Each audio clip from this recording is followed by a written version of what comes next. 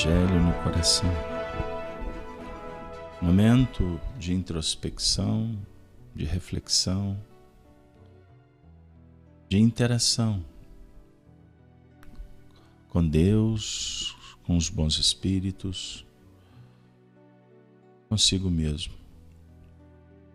Um mergulho que favorece o conhecimento da nossa realidade para dominar os nossos impulsos, transformarmos intimamente. Que esta manhã possa representar um momento marcante de aprendizado, de consolo, de intercâmbio no bem.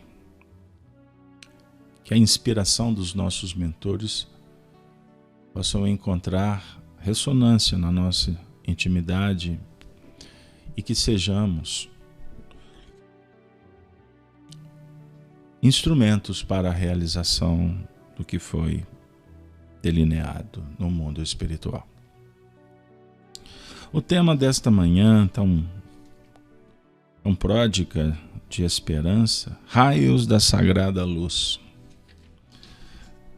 Hoje nós vamos sentar ao lado de Kardec, o nosso codificador da doutrina espírita, para aprender com ele. E ele nos oferece uma obra que tem nos auxiliado tanto, o Evangelho segundo o Espiritismo. E hoje as suas mãos abençoadas indicam o capítulo 5, Bem-aventurados os aflitos. Nesse episódio, Kardec abre trazendo Jesus, conforme a descrição do Evangelho atribuída a Mateus no capítulo 5. Bem-aventurados os que choram, pois que serão consolados. Bem-aventurados os famintos e os sequiosos de justiça, pois que serão saciados. Bem-aventurados os que sofrem a perseguição pela justiça, pois que é deles o reino dos céus.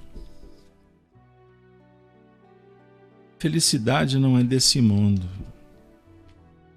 Título de uma mensagem oferecida por François Nicolas Madeleine, Paris, 1863. Kardec nos oferece o texto e eu convido-os para me acompanhar na leitura que se segue. Um depoimento marcante. Não sou feliz. A felicidade não foi feita para mim. Exclama geralmente o homem em todas as posições sociais. Isso, meus caros filhos, prova, melhor do que todos os raciocínios possíveis, a verdade dessa máxima do Eclesiastes. A felicidade não é deste mundo. Com efeito, nem a riqueza, nem o poder, nem mesmo a florida juventude são condições essenciais à felicidade.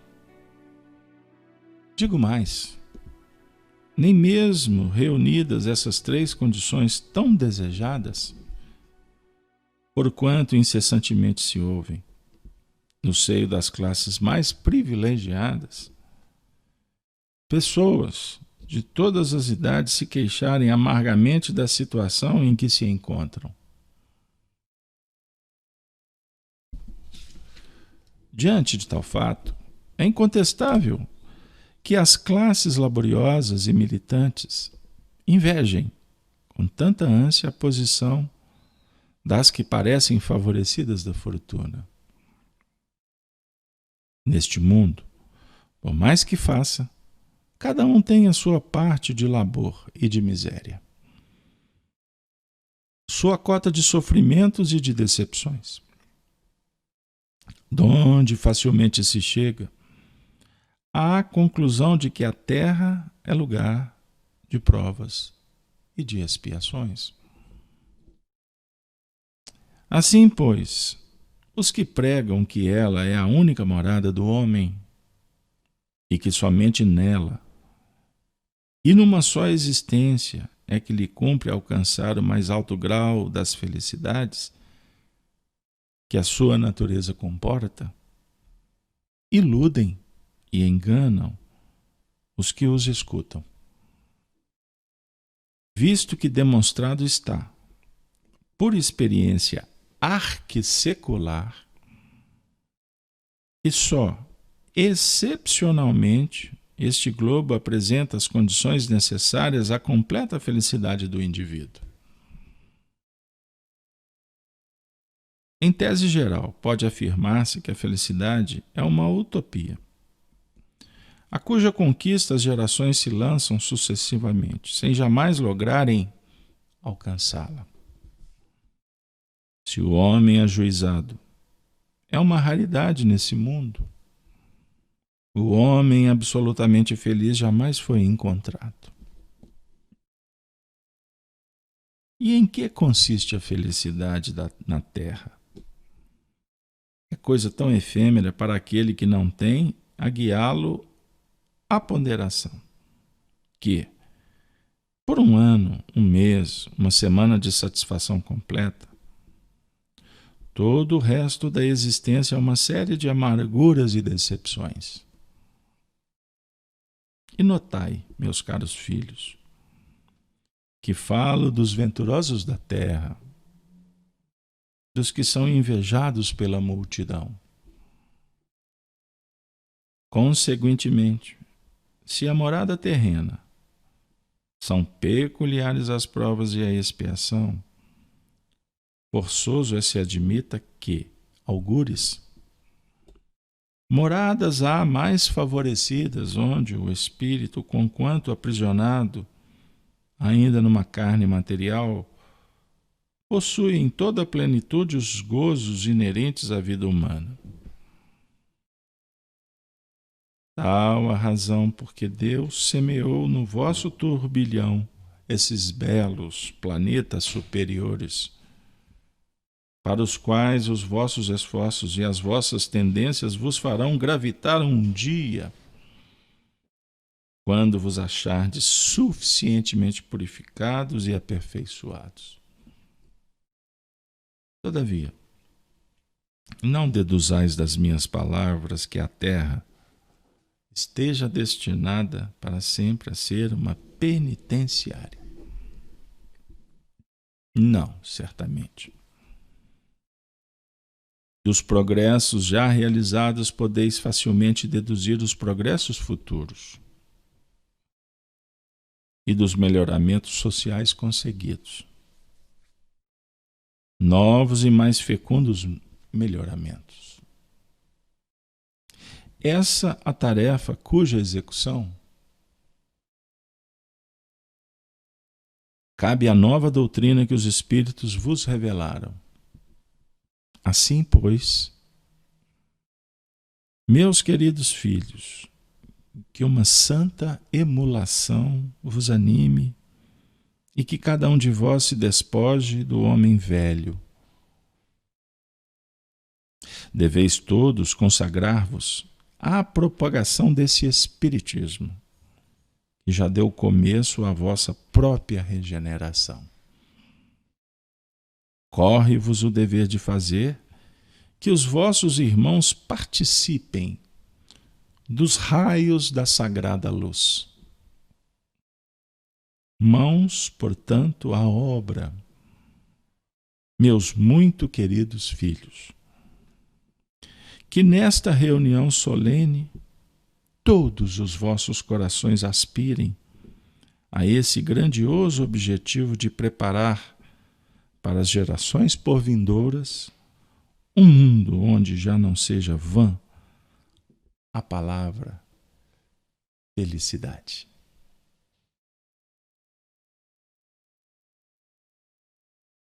Que bênção! Que preciosidade uma mensagem como essa.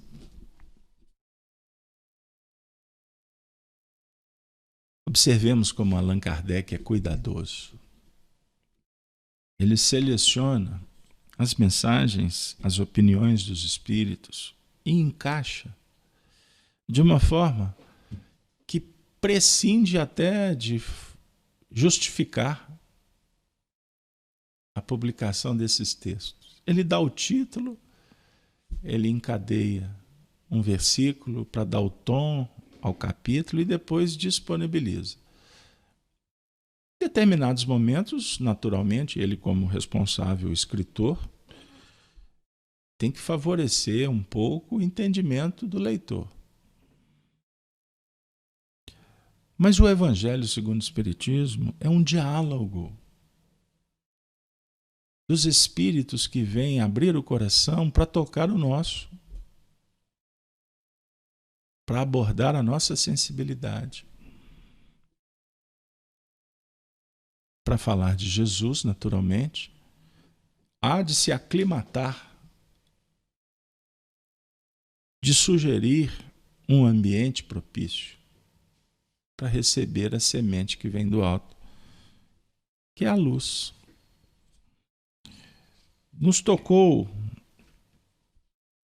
a sugestão para o tema de hoje, raios da sagrada luz. Pois os raios, aqui não é de uma luz simples, mas de uma sagrada luz. É a mensagem do Cristo. Para corroborar com essa reflexão, Emmanuel, na introdução do livro Caminho, Verdade e Vida, tem uma expressão muito delicada, nobre e verdadeira. Jesus é o caminho, a verdade e a vida. Sua luz imperecível brilha sobre os milênios terrestres, como o verbo do princípio penetrando o mundo há quase 20 séculos.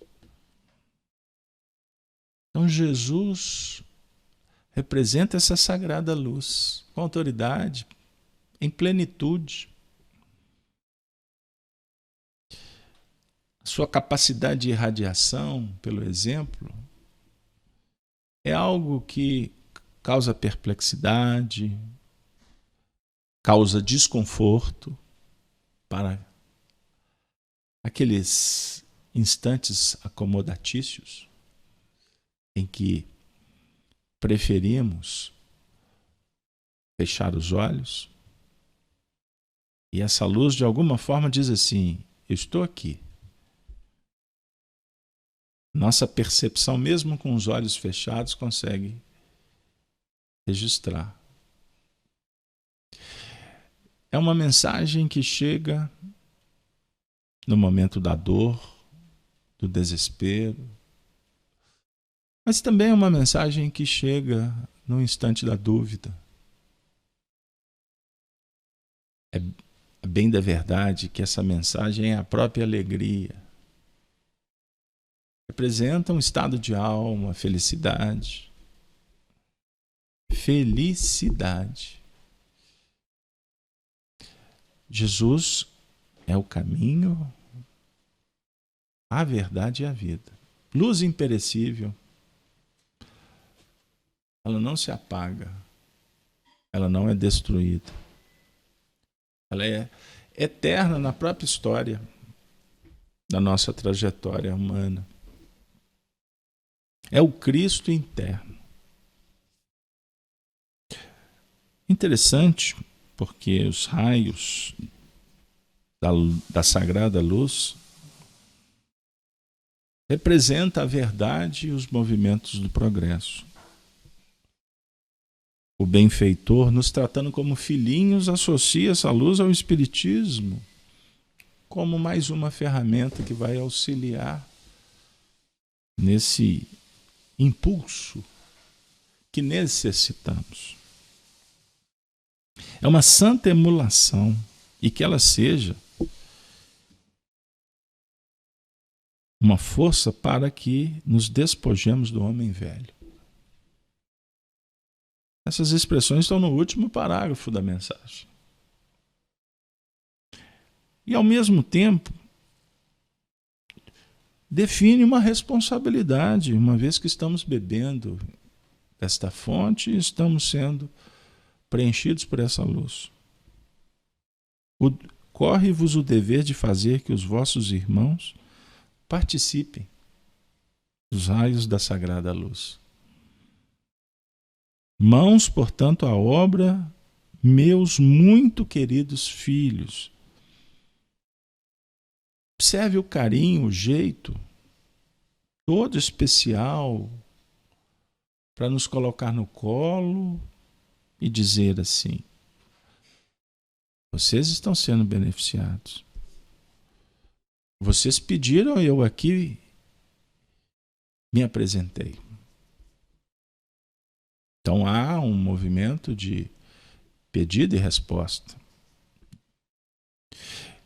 Subentende-se que nós estamos afeitos, prontos, sensíveis, para que eles digam assim: chegou a sua hora, é o dever que vos compete, semear, o esclarecimento para o bom combate.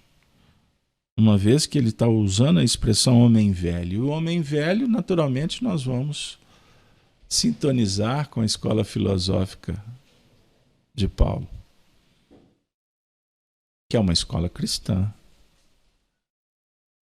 São muitas escolas, são infinitas lições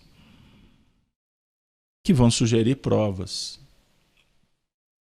Há uma expressão nesse texto que fala que o mundo que vivemos, o planeta, está em franco processo de desenvolvimento, ainda caracterizado por expiações. Provas fazem parte do processo.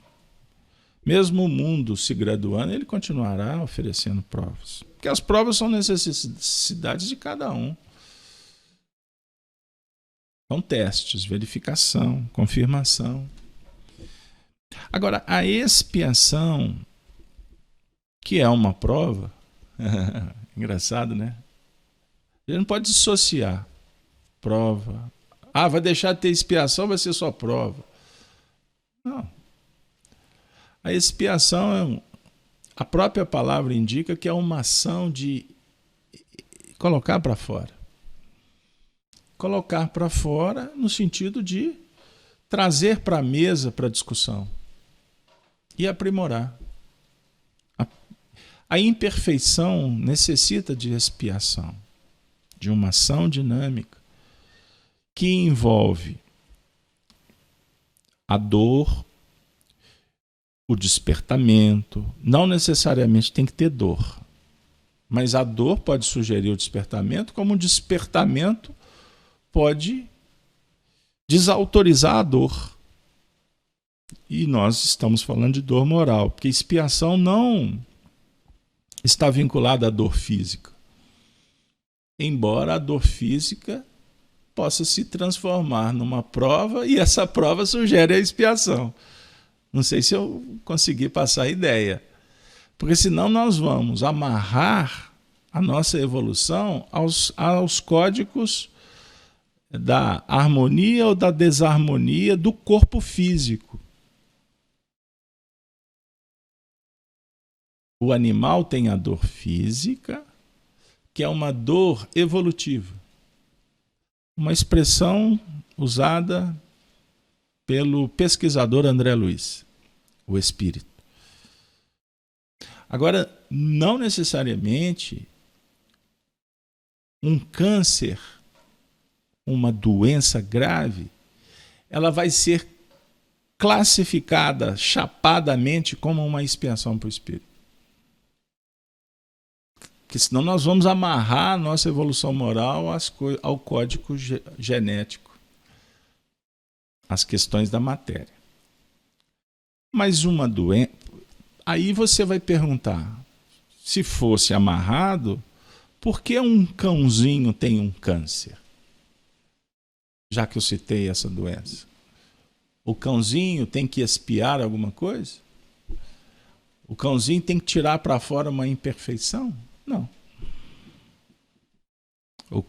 O indivíduo pode ter um câncer, uma doença grave, e não entrar nas raias da expiação. Um exemplo, ele tem a doença, mas ele aperta o botãozinho, não vou acionar o desenvolvimento moral por indiferença ou por rebeldia. Compreenderam o que eu quero dizer? Portanto, o frio, o desconforto, a fome, não tem a ver com a evolução moral. Mas o espírito vai observar o frio, vai observar a fome, vai observar a doença. E aí sim ele pode apertar o botão, vou compreender. Eu vou tentar entender o que está acontecendo aqui. Se você for dialogar com um oncologista, e eu já tive a oportunidade, um grande amigo da União Espírita Mineira, que era chefe de uma ala de um hospital voltado para estes assuntos, ele me disse assim: Carlos Alberto, é incrível como que uma doença grave aciona o mecanismo do despertamento. Olha que interessante. E os indivíduos vão naturalmente ser chamados para trabalhar a fé, a busca da superação. Com isso eu quero dizer o seguinte: a dificuldade pode, mas a dificuldade não é inteligente. O espírito é inteligente. Você pode acionar a sua inteligência para compreender o fenômeno que pode ser no seu corpo, como pode ser da natureza, um cataclisma, por exemplo. E aí sim, o espírito é livre para se vincular ao assunto e trabalhar o desenvolvimento do seu senso moral, da sua fé. Me perdoe se eu não me fiz claro, eu não posso me deter no tema porque ele é muito complexo. Em síntese, nós estamos falando de felicidade e naturalmente a gente tende a associar a felicidade com prazer fisiológico, com prazer, com a sensação do corpo físico. E a felicidade, na verdade, é o resultado da adesão do indivíduo ao bem, à justiça, à beleza, à busca da harmonia.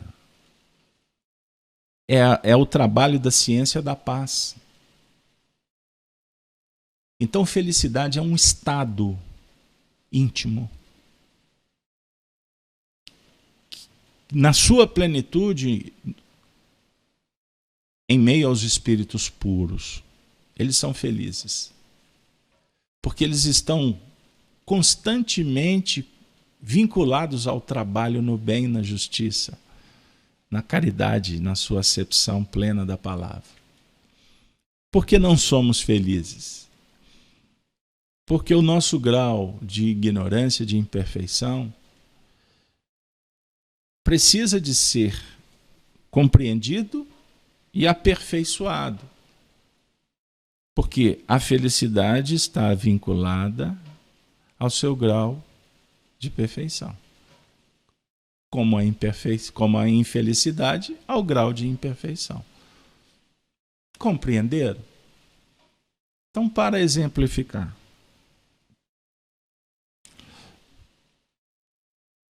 uma informação pode repercutir de uma maneira para você e de uma outra completamente diferente para quem está do seu lado. Porque cada um vai ler conforme os óculos que usa, a sabedoria. A felicidade não é desse mundo, com efeito. Nem a riqueza, nem o poder, nem mesmo a florida juventude são condições essenciais à felicidade. O Espírito está dizendo exatamente de uma forma diferente, mais didática do que a minha singela interpretação, que a felicidade não pode estar vinculada às coisas desse mundo. Riqueza sugere o quê? Privilégio. Riqueza sugere o quê? Facilidade para o prazer terreno, para o poder. Tem pessoas que anseiam poder porque julgam que isso vai lhe dar felicidade. Não. Vai trazer o prazer se ele ambiciona, aciona a sua vaidade. Quando velhos julgamos que a felicidade está em poder fazer. O jovem, a juventude, as forças. Aí vem aquele ditado dos antigos, né? Sobre o ponto de vista material. O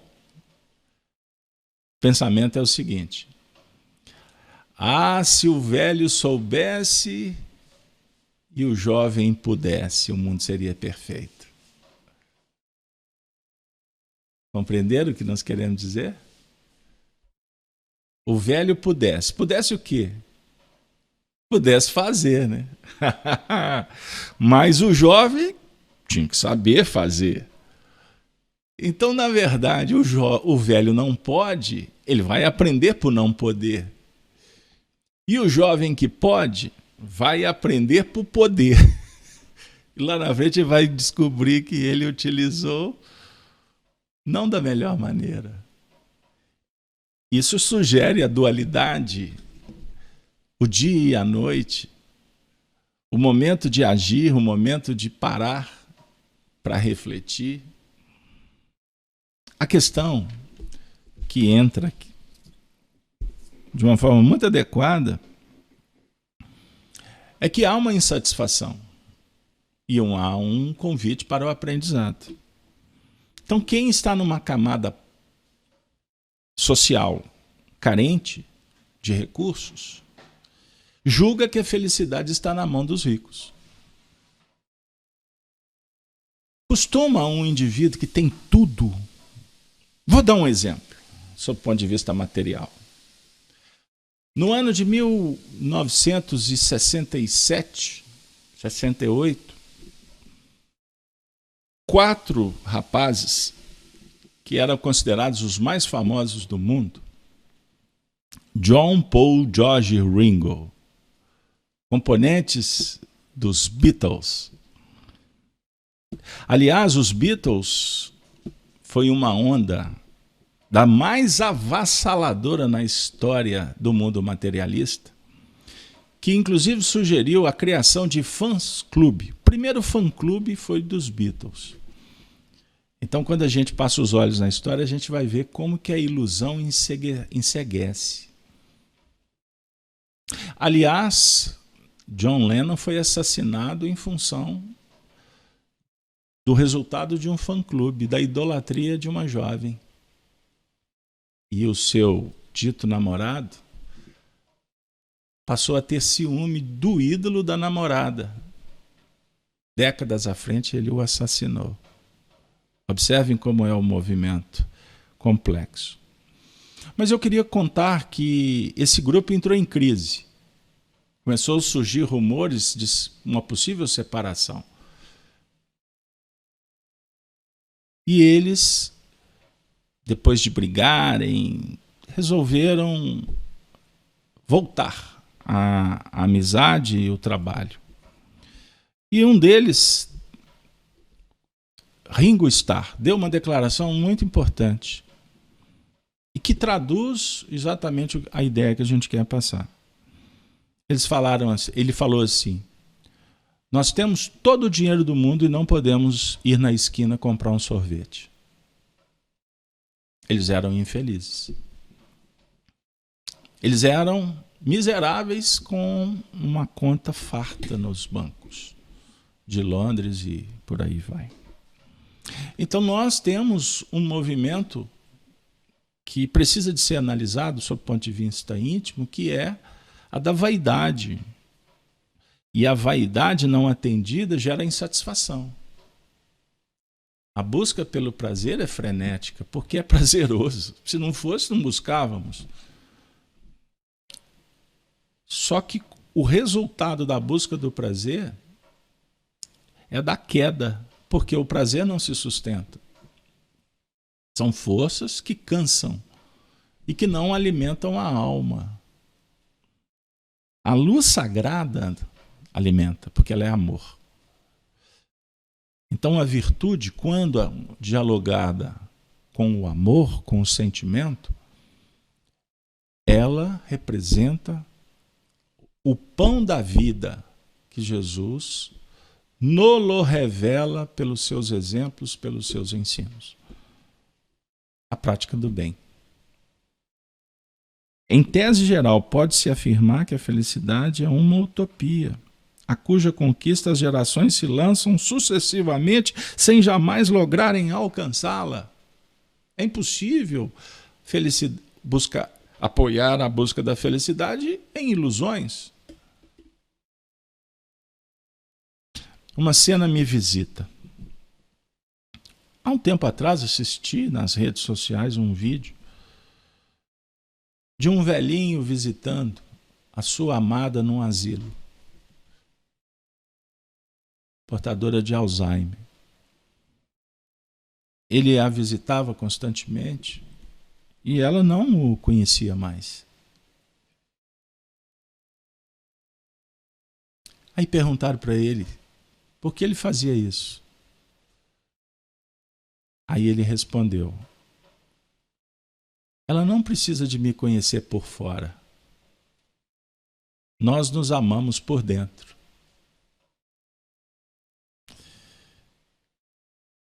Essas almas são irmãs, são amigas, são gêmeas. Uma teoria que eu passo a defender, interpretando Platão. Porque a teoria das almas gêmeas são duas almas que não são metades, mas que são inteiras, porque abraçam o mesmo princípio da evolução, do progresso. Conjugam pensamentos, sentimentos e caminham juntas em busca da unidade divina.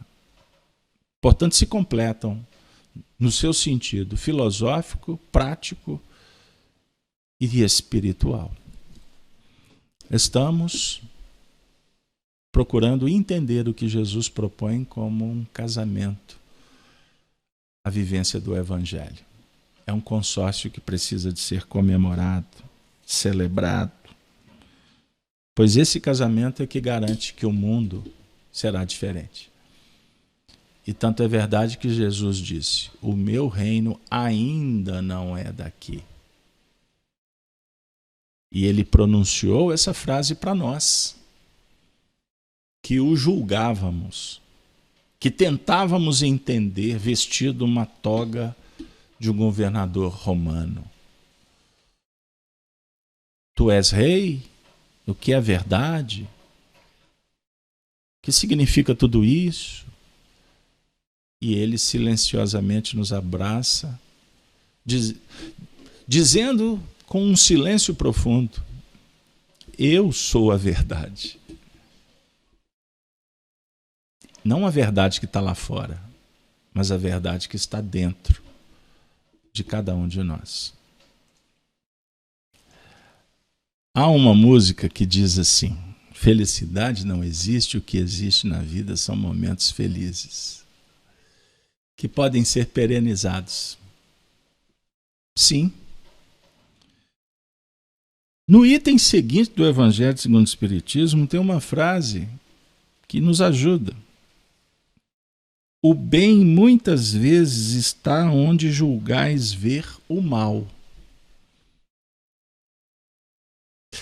O bem sugere a felicidade. Vocês estão de acordo? A justiça sugere a felicidade. A beleza sugere felicidade. Eu estou falando sob o ponto de vista moral.